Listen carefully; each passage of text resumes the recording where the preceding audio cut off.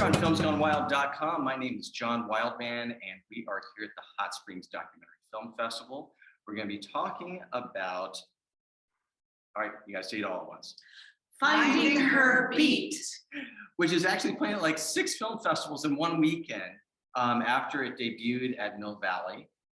Last night, we had a full audience, not just one, 2 standing ovations after the film. I was texting, and I should also say, really quickly before we start, full disclosure, I'm also working with this film. So I'm a fan in many, many ways, and have, I think, seen it 3 times by this point. So this is really fun for me. So let's do this. Let's introduce each other. Start, Jennifer. I'm Jennifer Weir. I'm the producer of this film as well as one of the featured artists. Megan. Megan Chao-Smith. I'm the associate producer of the film as well as I'm in the film. Don Mikkelson, co-director and co-producer. Keri Pickett, co-director and director of photography. Okay, we always start this by introducing our audience to the film. They have not seen it as yet. Don, Keri, which one of you wants to take this one? Don, you go. All right. Finding Her Beat is essentially the story of women claiming their place center stage, a place that has been denied them for thousands of years. It is in the world of taiko drumming, which is a Japanese art form, and it's powerful. It's an act of defiance and hope, and yeah, it's just a good film. Well, all right. It is a good film, and one of the things, and I'll say, obviously, I'm a fan of this, and as I profess to all of you a few times now.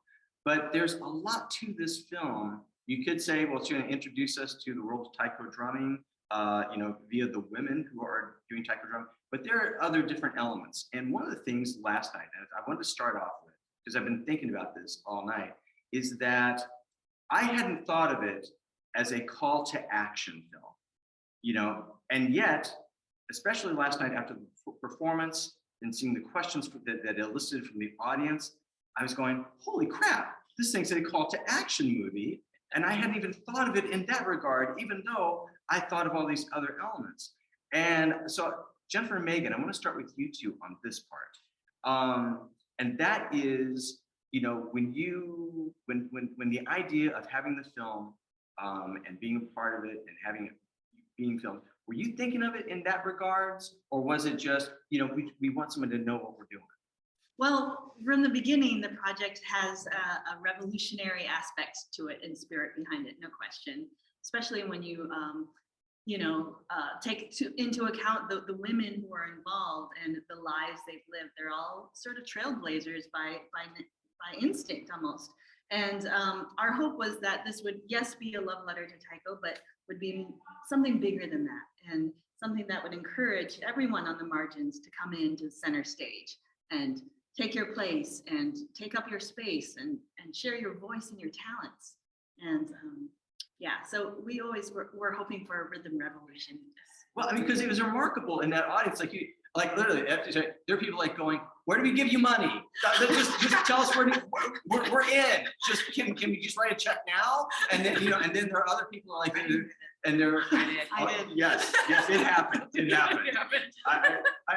And then there are other people that are going, thank you for addressing this. Thank you for not beating us over the head and yet giving us an arena, giving us an avenue to see ourselves. And there was a lot of gratitude.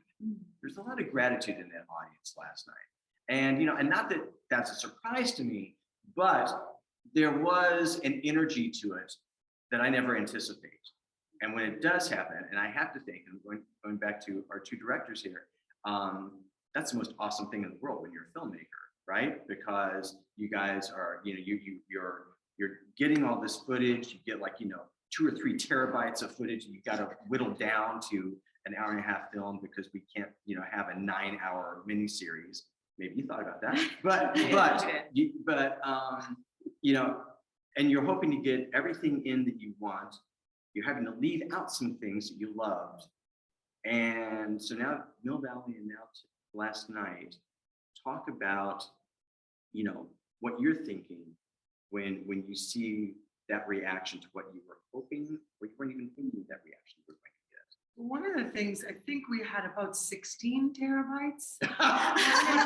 We're up to 40. Oh yeah, 40, okay. We're up to 40. It was shot in 4K. Okay. 4K with the 2-camera approach. And so it's a cinema verite journey film that follows 2 years.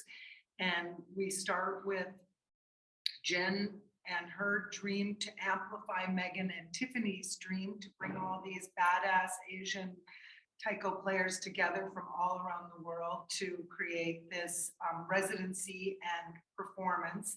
And along the way, there's a lot of obstacles, both obstacles that come from within with women who have come along with this idea that they're not a superstar, that they don't belong on the center stage because they really haven't been given a place there.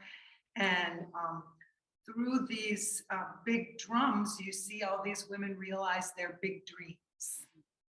But I think that, to the audience reaction piece, it has been really diverse responses in the sense that, like I feel like there's been a section of the audience that have been women over the age of 65 who are like, I just want a drum. And they're so excited. I like the energy coming from these women. It's fascinating.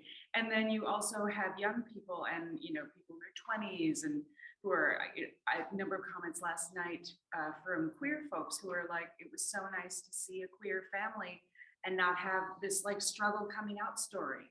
It just was. And I think that says a lot. But then there's also some of our biggest advocates throughout the final parts of the edit and once we got in the theaters have been men who were just like, oh my God, I get it. And how do I help? And I mean, that I wasn't totally expecting and I'm super excited about because that's what we need, our allies who are like, I've got the power, I've got the influence, I will help. Yeah. And there's a lot of tears in the audience, and I've been very impressed with the amount of men who have told us they have wept at the film. Yeah. That is like great. I told you guys last night after I saw the film that it was, I mean, again, my third time watching it, but this was a more emotional experience watching it. And one of the reasons, and which we've talked about, is how Jennifer and Megan, your story is a centerpiece of the film and how it's handled. And I really wanted to talk to you two about that idea that, and I talk about this all the time, we're in a time now where we all expect to be on camera. We all expect to have our own show. We all expect, between the internet and everything, we're just so, inured to that. And yet, we don't always expect to have our lives really dealt with in a way and have moments. We expect to direct what we do, right? But that's not the way it works, right? It's curated, but that's not the way it works. And I would love for the two of you to talk about your comfort level during the filming of it, and then the comfort level of actually seeing it. Yes, well, to be honest, the first time I saw it with an audience, I stopped being able to breathe for a couple of weeks. Like, it wasn't just that night, and I actually had to call people to help me because it's so visible. And also, it is especially poignant for me because in Japan, it's like being gay doesn't exist. And so for my career, which a large part was in Japan, it's a huge, brave step, but I just had to get to the point where I have to come to the point as an artist as well, that I have to be me. And if people can't have that, there are other people. And that was incredibly powerful. Really a lifetime of coming to that place. So it's such a gift being in this film. It was such a gift having these folks in our house while we were sleeping, in our cars while we were driving.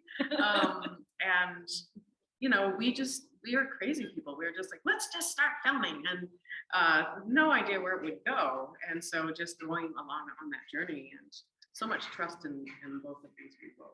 Yeah, I would say like I've known Dawn for decades. We've been good friends, and to be able to collaborate on an artistic project was a gift.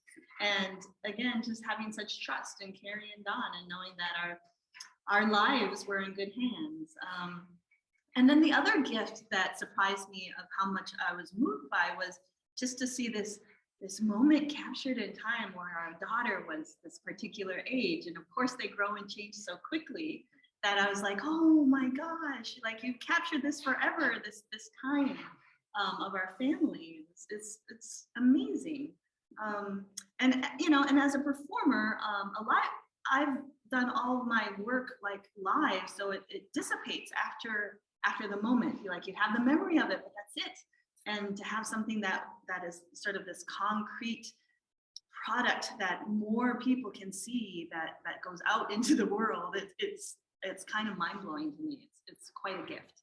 I would also say, as a person who's been very marginalized, it's phenomenal. And I know a lot of people can identify with this. A lot of young people, like, I decided early, I'm going to stand up and be in this film for the next generation. And like, this is how you stand up and be yourself and put yourself in the center. It takes so much courage. Just like, okay, you're not going to make a space in the center here. Here I am. And centering, being embodied, playing, being powerful. Gosh, what a gift for us. I had thought about that, because not just you, but the other women that were part of the performance that you were able to gather this Avengers team of type of women that I mean, they're all so amazing and so impressive, and there are moments of such vulnerability. You know, the two of you capture, you know, when they're talking, like during the rehearsal process and afterwards or what have you.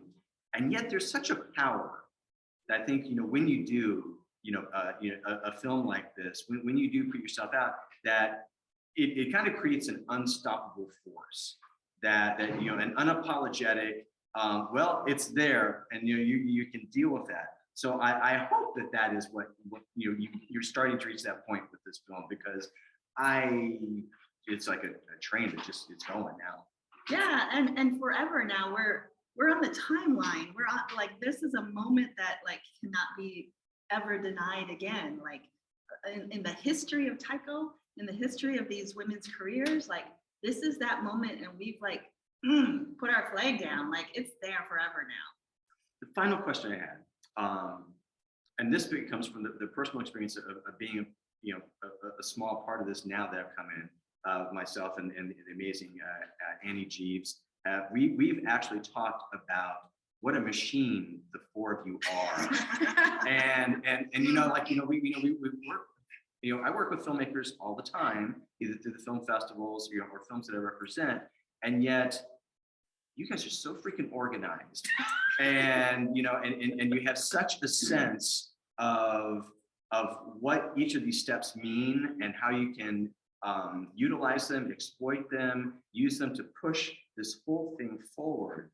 And so my question to all four of you, and we'll start with two of you, is how much of that was kind of in the mind, if it was even a flickering thought at the beginning of this, or it kind of combined, because it really has clearly solidified into not just a movie, but a movement. But there's a thing here, and it is so freaking impressive. And so I would love for you to talk about. I will say that it's dreamy to be working. We've been calling ourselves the Dream Team lately, and it feels like that. It's I've made a number of films, sometimes with directing partners, sometimes solo.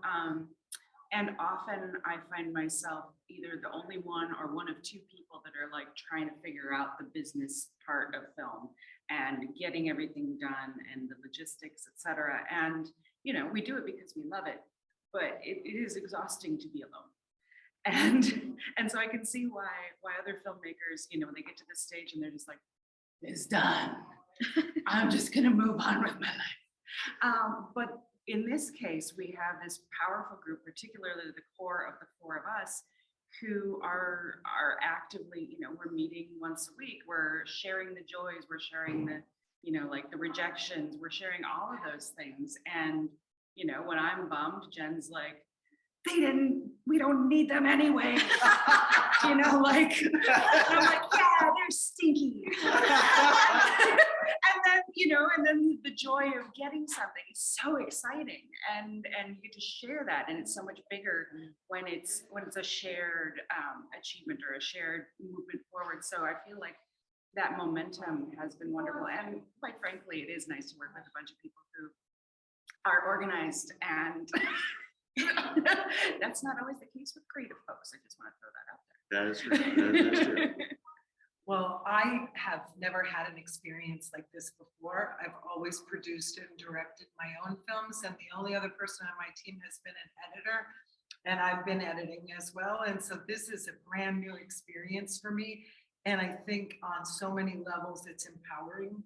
It was empowering on the production side because all of the people behind the camera really reflected the people in front of the camera.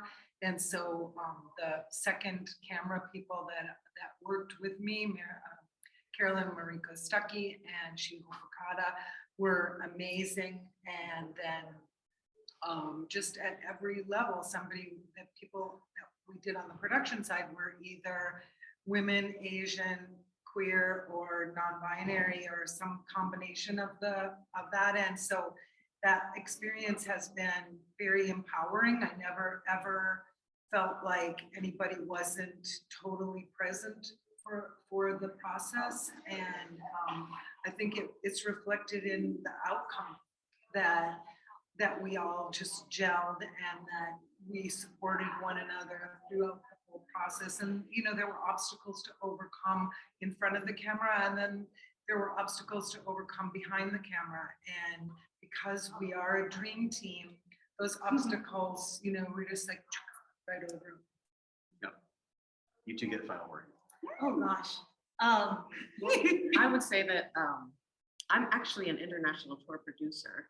In Japan, I single-handedly produced my group in the UK and the United States. And I would love, and I'm looking forward to the world knowing that arts is business, and that you don't get to a master level of mastery without knowing your brand, without knowing how to talk to people, without knowing how to, it's just another level of expressing your creativity and your passion with an audience.